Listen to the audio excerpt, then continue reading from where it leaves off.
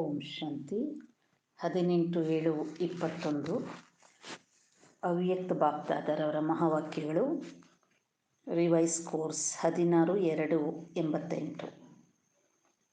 ಮುರಳಿಯ title ಆಗಿದೆ ಸದಾ ಉತ್ಸಾಹದಲ್ಲಿದ್ದು ಉತ್ಸವವನ್ನು ಆಚರಿಸಿ. ಇವತ್ತು ವಿಶ್ವೇಶ್ವರ ತಂದೆ ವಿಶ್ವದ ಶ್ರೇಷ್ಠ ರಚನೆಯಾದ ಆದಿರತ್ನಗಳಾದ ಆದಿರಚನೆಯಾದಂತಹ ಬ್ರಾಹ್ಮಣ ಆತ್ಮಗಳು ಯಾರು ವಿಶ್ವಪಿತನಿಗೆ ಬಹಳ ಸಮೀಪರು ಅತಿ ಸ್ನೇಹಿಗಳು ಆಗಿದ್ದಾರೆ, ಅಂತಹ ಬ್ರಾಹ್ಮಣ ಆತ್ಮಗಳನ್ನು ಬಾಬರವರು ಇವತ್ತು ನೋಡ್ತಾ ಇದ್ದಾರೆ. ಬಾಬಾ ಹೇಳ್ತಾರೆ, ತಂದೆ ಹೇಗೆ ಈ ಸೃಷ್ಟಿಯಲ್ಲಿ ಅವತರಿಸ್ತಾರೋ ಯಾವ ಸಮಯದಲ್ಲಿ, ಆ ಸಮಯದಲ್ಲಿ ಬ್ರಾಹ್ಮಣ ಮಕ್ಕಳು ಸಹ ಈ ದಿವ್ಯ ಜನ್ಮವನ್ನು ಪಡಿತೀರಾ. ಆದ್ದರಿಂದ ವಿಶೇಷವಾದಂತಹ ಶಿವ ಜಯಂತಿಯ ಹಬ್ಬ ಯಾವುದಿದೆ, ಶಿವತಂದೆಯ ಜನ್ಮದಿನದ ಆಚರಣೆಯ ಜೊತೆ ಬ್ರಾಹ್ಮಣ ಮಕ್ಕಳ ದಿವ್ಯ ಜನ್ಮದ ಆಚರಣೆಯೂ ಆಗಿರುತ್ತೆ. ಆದ್ದರಿಂದ ಬಾಬರವರು ಈ ವಿಶೇಷ ಜನ್ಮದಿನವನ್ನು ಆಚರಿಸಲಿಕ್ಕೆ ಉಲ್ಲಾಸ ಉತ್ಸಾಹದಿಂದ ನೀವು ಹೇಗೆ ಬಂದಿದ್ದೀರೋ ಹಾಗೆ ಶಿವತಂದೆಗೂ ಬ್ರಹ್ಮ ತಂದೆಗೂ ಸಹ ಅಪಾರ ಸ್ನೇಹ ಮತ್ತು ಸಹಯೋಗ ನೀಡ್ತಾ ಇರುವಂತಹ ಮಕ್ಕಳನ್ನು ನೋಡಿ ಬಹಳ ಖುಷಿಯಾಗುತ್ತೆ. ಬಹಳ ಸಾಹಸದಿಂದ ಪುರುಷಾರ್ಥ ಮಾಡ್ತಾ ಇದ್ದೀರಾ ಅನ್ನುವಂಥ ಮಾತನ್ನು ಬಾಬಾ ಹೇಳ್ತಾರೆ.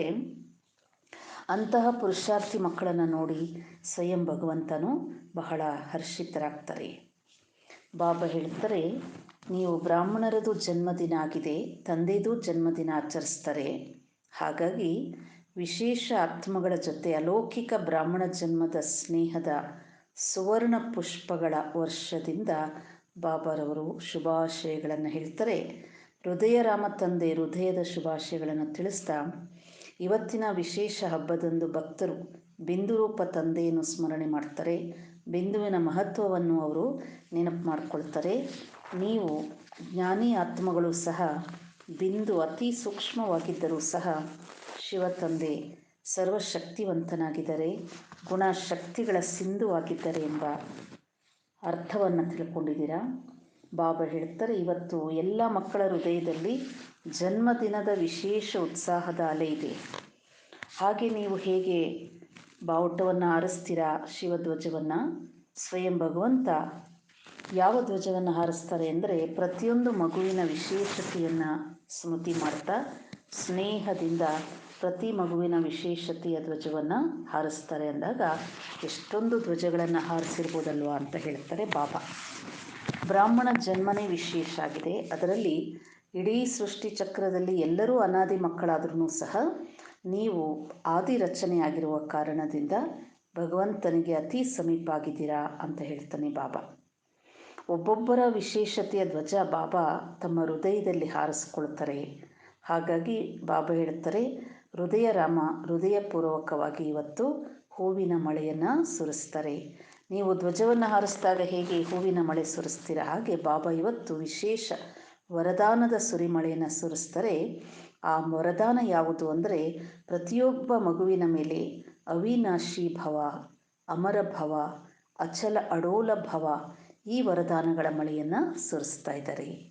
ನಾವು ಒಂದು ಬಾರಿ ಶಿವ ತಂದೆಗೆ ಮಗುವಾದಾಗ ಅವಿನಾಶಿಯಾಗಿರುವಂಥದ್ದು ಅಂದರೆ ಯಾವುದೇ ಪರಿಸ್ಥಿತಿಯಲ್ಲೂ ಸಹ ಬಾಬಾರವರಿಂದ ವಿಮುಖರಾಗಬಾರದು.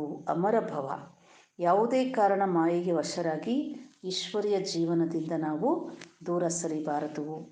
ಎಲ್ಲ ಪರಿಸ್ಥಿತಿಗಳಲ್ಲೂ ಸಹ ಅಚಲ ಅಡೋಲ ಅಂದರೆ ಏಕರಸ ಸ್ಥಿತಿಯಲ್ಲಿರುವಂಥ ವರದಾನ. ಬಾಬಾ ಹೇಳ್ತಾರೆ, ಈ ವರದಾನಗಳೇ ನಿಮಗೆ ಅವಿನಾಶಿ ಅಲೌಕಿಕ ಪುಷ್ಪಗಳಾಗಿದೆ. ವಿಶೇಷತೆಯ ಸ್ನೇಹದ ಧ್ವಜವನ್ನು ಹಾರಿಸಿರುವಂಥ ತಂದೆ ನಮಗೆ ಈ ವರದಾನಗಳನ್ನು ಕೊಟ್ಟು ಹೇಳ್ತಾರೆ, ನಿಮಗೆ ಹೇಗೆ ಶಿವತಂದೆಯ ಮಿಲನ ಮಾಡಲಿಕ್ಕೆ ಬಹಳ ಖುಷಿ ಆಗ್ತಾ ಇದೆ.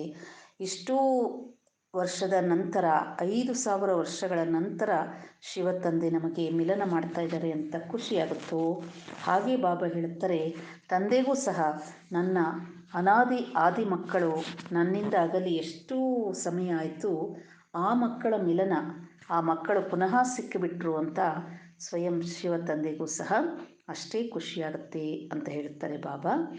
ಬಾಪ್ದಾದರವರು ವಿಶೇಷ ಸ್ಲೋಗನ್ ಹೇಳ್ತಾರೆ, ಸದಾ ಉತ್ಸವವನ್ನು ಆಚರಿಸ್ತಾ ಇರಿ. ಸಂಗಮ ಯುಗದ ವಿಶೇಷತೆ ಸದಾ ಉತ್ಸವವನ್ನು ಆಚರಿಸ್ತಾ ಇರಿ ಮತ್ತು ಉತ್ಸಾಹದಲ್ಲಿರಿ. ಉತ್ಸಾಹದಿಂದ ಏನೇ ಸೇವೆ ಮಾಡ್ತೀರಾ ಅದರ ಪ್ರತ್ಯಕ್ಷ ಫಲನೇ ಸದಾ ಖುಷಿಯಾಗಿರ್ತೀರ, ಸುಸ್ತಾಗೋದಿಲ್ಲ. ಲೌಕಿಕದಲ್ಲಿ ನೋಡಿ ಏನಾದ್ರೂ ಡ್ಯೂಟಿ ಮಾಡಿ ಎಕ್ಸ್ಟ್ರಾ ಕೆಲಸ ಮಾಡಿ ಬಂದುಬಿಟ್ರೆ ಇವತ್ತು ತುಂಬ ಕೆಲಸ ಇತ್ತು ಅಂತ ಸುಸ್ತಾಗ್ತಾರೆ.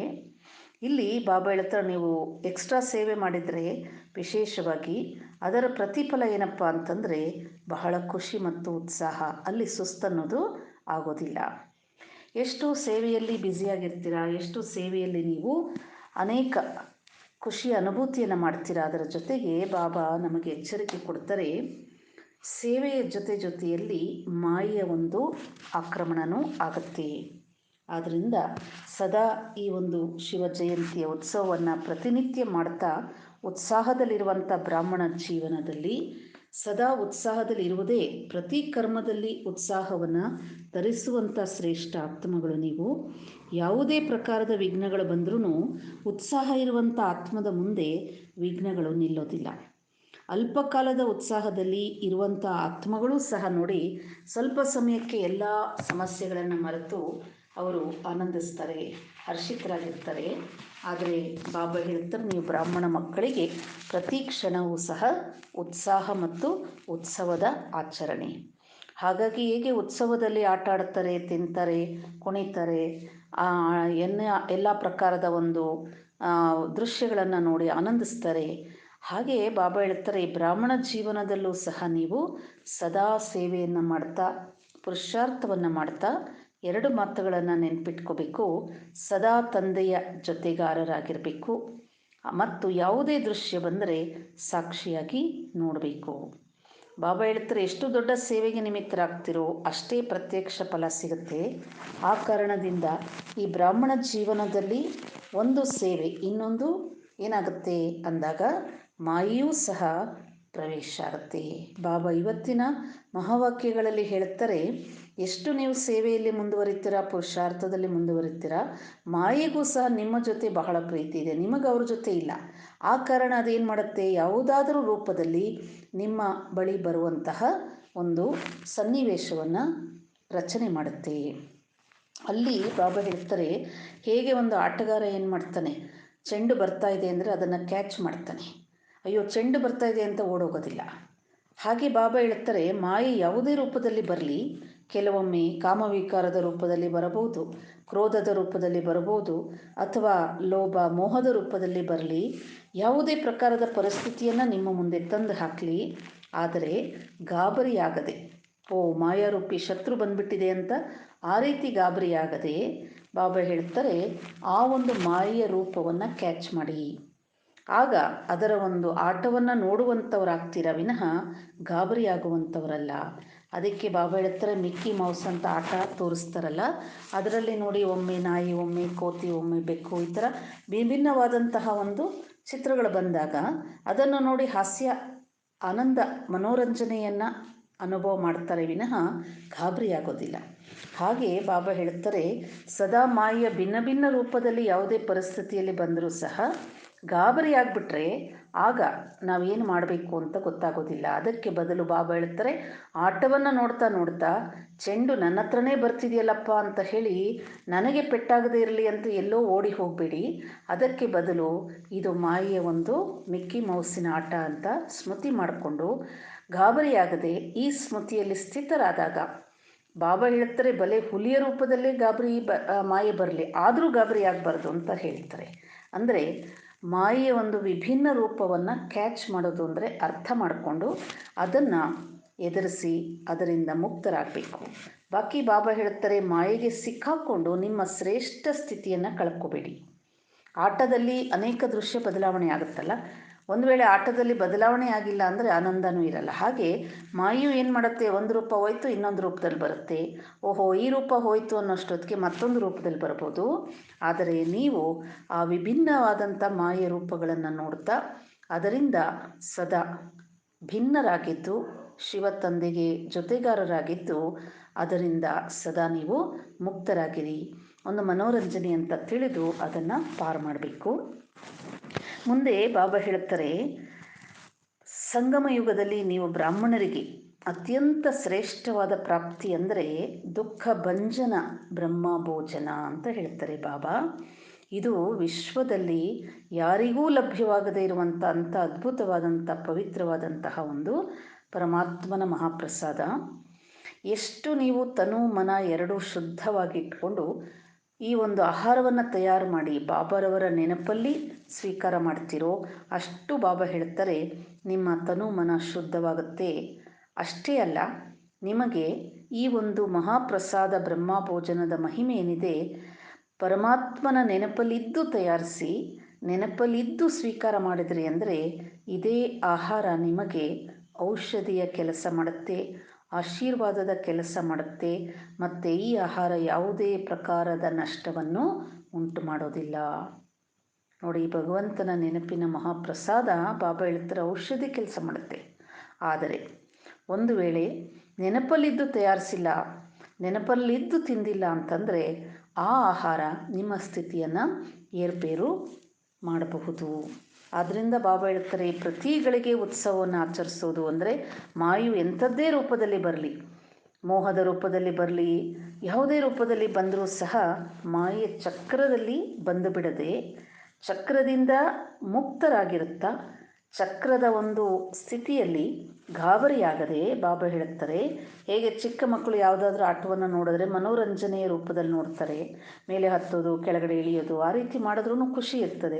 ಆದರೆ ಇಲ್ಲಿ ಬಾಬಾ ಹೇಳುತ್ತಾರೆ ಮಾಯೆ ನಿಮಗೆ ನಿಮ್ಮ ಸ್ಥಿತಿಯನ್ನು ಎಷ್ಟೇ ಏರ್ಪೇರು ಮಾಡಲಿ, ನಿಮ್ಮ ಶ್ರೇಷ್ಠ ಸ್ಥಿತಿಯನ್ನು ಯಾವುದೇ ರೀತಿಯಲ್ಲಿ ಕೆಳಗಡೆ ಬೀಳಿಸಲಿಕ್ಕೆ ಪ್ರಯತ್ನ ಮಾಡಲಿ, ಯಾರ ಮುಖಾಂತರನೇ ಪ್ರಯತ್ನ ಮಾಡಲಿ, ಯಾಕೆ ಮಾಯೆಗೂ ಯಾವುದಾದ್ರೂ ಒಂದು ಸಾಧನೆ ಬೇಕು, ಯಾರದಾದ್ರೂ ಒಂದು ಮಾಧ್ಯಮ ಬೇಕು. ಆ ಕಾರಣ ಅದು ಬ್ರಾಹ್ಮಣರ ರೂಪದಲ್ಲೇ ಬರಲಿ, ಲೌಕಿಕ ರೂಪದಲ್ಲೇ ಬರಲಿ, ವಾತಾವರಣದ ರೂಪದಲ್ಲೇ ಬರಲಿ, ಪ್ರಕೃತಿಯ ವಿಭಿನ್ನ ಪರಿಸ್ಥಿತಿಗಳ ರೂಪದಲ್ಲೇ ಬರಲಿ, ಅದು ಒಂದು ಆಟ ಅಂತ ನೋಡಿ ಅಂತ ಹೇಳ್ತಾರೆ ಬಾಬಾ.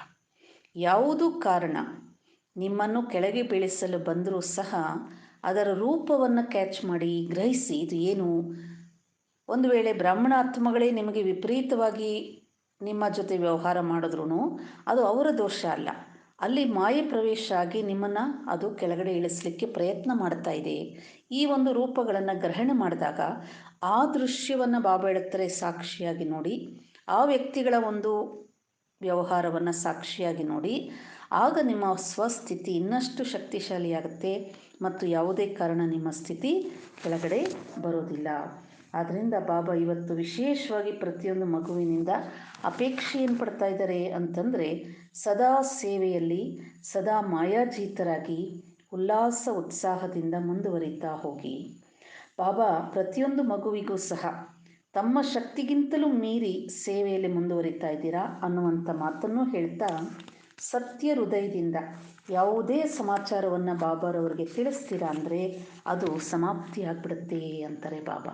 ಸಣ್ಣ ಪುಟ್ಟ ಮಾತೇ ಇರ್ಬೋದು, ಆದರೆ ಸತ್ಯ ಹೃದಯದಿಂದ ಬಾಬಾರವರಿಗೆ ಆ ಮಾತನ್ನು ತಿಳಿಸ್ಬಿಟ್ರಿ ಅಂದರೆ ಯಾವುದನ್ನು ಬೇರೆಯವರಿಗೆ ಯಾವುದೇ ವಸ್ತುವನ್ನು ಕೊಟ್ಬಿಟ್ರೆ ಅದು ನಿಮ್ಮ ಹತ್ರ ಉಳಿಯಲ್ಲ. ಹಾಗೆ ಎಂತಹದೇ ಮಾಯೆಯ ಒಂದು ಆಕ್ರಮಣ ಆಗಿರಲಿ, ಯಾವುದೇ ಮಾತಿನಿಂದ ಏರ್ಪೇರಾಗಿರಲಿ, ಅದನ್ನು ಬಾಬಾರವರಿಗೆ ಸತ್ಯ ಹೃದಯದಿಂದ ಅರ್ಪಿಸಬೇಕು ಅಂತಾರೆ ಬಾಬಾ. ಯಾವಾಗ ಬಾಬಾರವರಿಗೆ ನಮ್ಮ ನಿರ್ಬಲತೆಯ ಸಂಕಲ್ಪಗಳನ್ನು ಸಹ ಅರ್ಪಣೆ ಮಾಡಿಬಿಡ್ತೀವಿ ಅಂದರೆ ಮುಂದೆ ಆ ನಿರ್ಬಲತೆ ನಮ್ಮ ಹತ್ರ ಇರಲ್ಲ, ನಮ್ಮಿಂದ ಅದು ಮುಕ್ತವಾಗಿಬಿಡುತ್ತೆ ಅಥವಾ ನಾವು ಅದರಿಂದ ಮುಕ್ತವಾಗಿಬಿಡ್ತೀವಿ. ಹಾಗೆ ಮಾಯಾಜೀತರಾಗುವಂಥ ವಿಧಿಯನ್ನು ತಿಳಿಸ್ತಾ ಇವತ್ತಿನ ಮಹಾವಾಕ್ಯಗಳಲ್ಲಿ ಬಾಬಾ ಹೇಳ್ತಾರೆ ಸದಾ ನಿರ್ವಿಘ್ನರಾಗಿ ಉಮಂಗ ಉಲ್ಲಾಸದಿಂದ ಸೇವೆಯಲ್ಲಿ ತಂದೆಯನ್ನು ಪ್ರತ್ಯಕ್ಷ ಮಾಡುವಂಥ ಉಲ್ಲಾಸವನ್ನು ಸದಾ ನಿಮ್ಮ ಬಳಿ ಇಟ್ಕೊಳ್ಳಿ.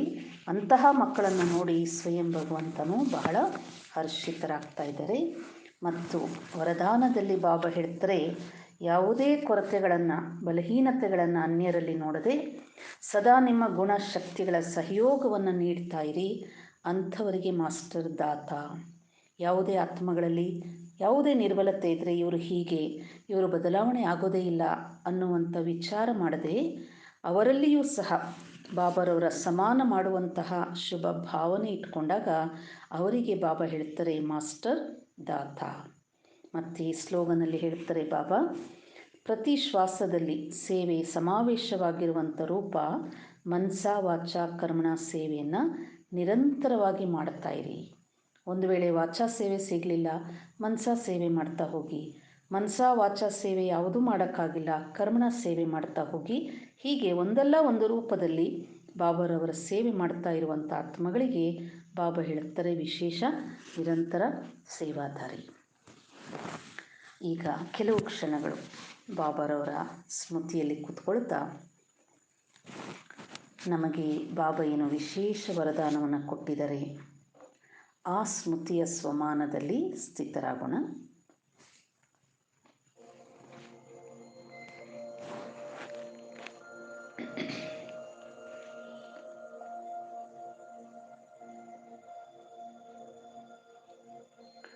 ನಾನು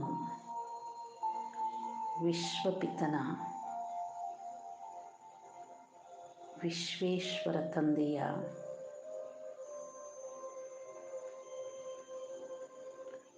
ಅನಾದಿ ಮತ್ತು ಆದಿ ರಚನೆಯಾಗಿರುವ ಸರ್ವೋಚ್ಚ ಬ್ರಾಹ್ಮಣ ಆತ್ಮನಾಗಿದ್ದೀನಿ.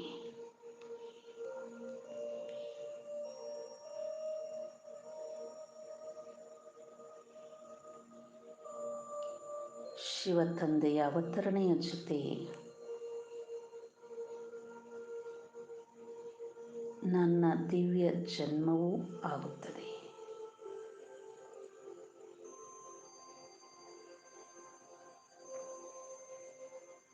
ಸ್ವಯಂ ಪರಂಪಿತನಿಗೆ ಅತಿ ಸಮೀಪದಲ್ಲಿರುವ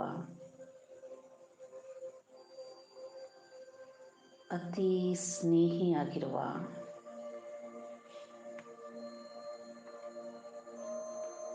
ಸದಾ ಸಹಯೋಗಿಯಾಗಿರುವ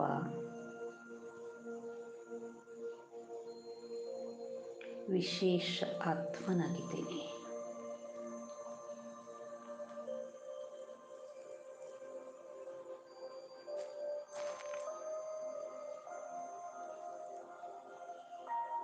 ಸ್ವಯಂ ಹೃದಯ ರಾಮನೇ ನನ್ನನ್ನು ತನ್ನ ಹೃದಯ ಸಿಂಹಾಸನದಲ್ಲಿ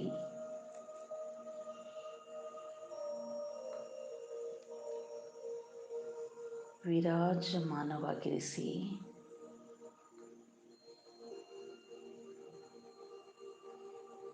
ಹೃದಯದಿಂದ ಶುಭಾಶಯಗಳನ್ನು ನೀಡುತ್ತಿದ್ದಾರೆ.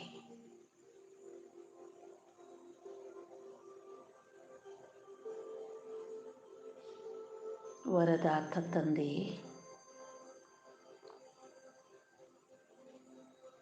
ಅವಿನಾಶಿ ಭವ, ಅಮರ ಭವ, ಅಚಲ ಅಡೋಲ ಭವದ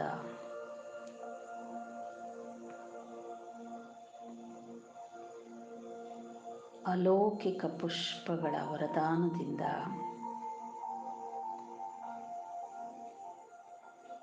ಆಶೀರ್ವಾದವನ್ನು ನೀಡಿದ್ದಾರೆ.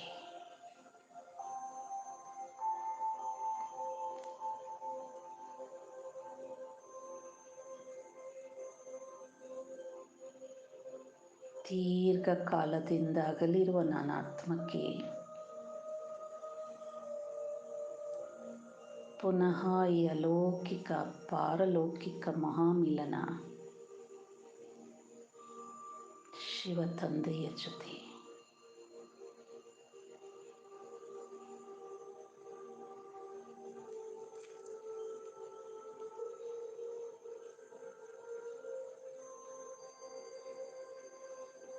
ಮಾಯೆಯ ಅನೇಕ ಪರಿಸ್ಥಿತಿಗಳಿಂದ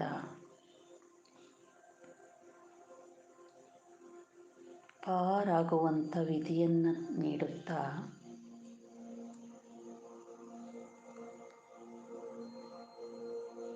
ಮಾಯಾಜೀತರನ್ನಾಗಿ ಮಾಡುತ್ತಿದ್ದಾರೆ.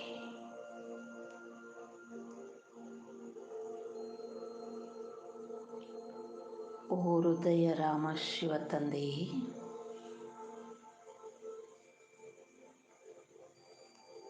ನಾನೀಗ ನಿಮ್ಮ ಜೊತೆಯ ಅನುಭೂತಿಯನ್ನು ಮಾಡುತ್ತಾ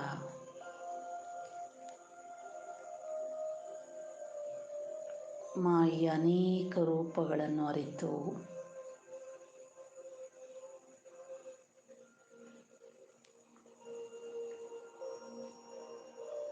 ಸದಾ ಸಾಕ್ಷಿಯಾಗಿ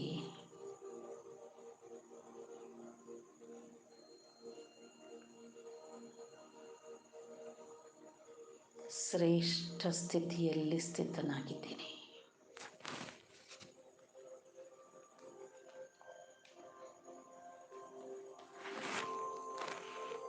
ಯಾವುದೇ ವಿಕರಾಳ ರೂಪದ ಪರಿಸ್ಥಿತಿ ಬರಲಿ, ಸರ್ವಶಕ್ತಿವಂತ ತಂದೆಯ ಜೊತೆ ಸದಾ ನನ್ನನ್ನು ವಿಜಯಿ ಆತ್ಮನನ್ನಾಗಿಸಿದೆ.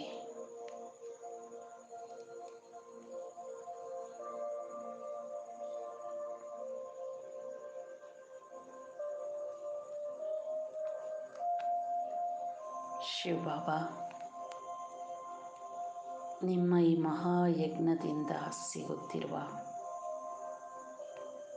ಬ್ರಹ್ಮ ಭೋಜನವು ನನ್ನ ತನು ಮನವನ್ನು ಸದಾ ಸ್ವಸ್ಥವಾಗಿಯೂ ಶಕ್ತಿಶಾಲಿಯನ್ನಾಗಿಯೂ ಮಾಡಿಸುತ್ತಿದೆ.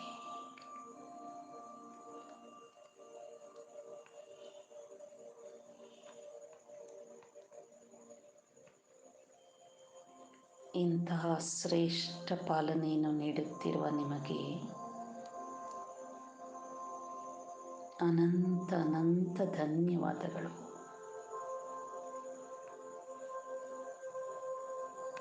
ನಾನೀಗ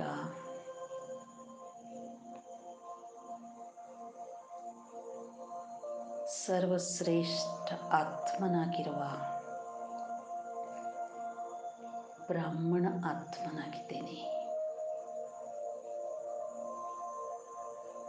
ಮಾಯಾಜೀತ್ ಆತ್ಮನಾಗಿದ್ದೇನೆ.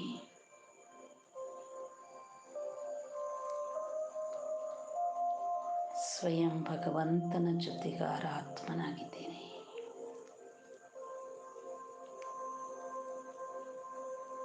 ಓಂ ಶಾಂತಿ.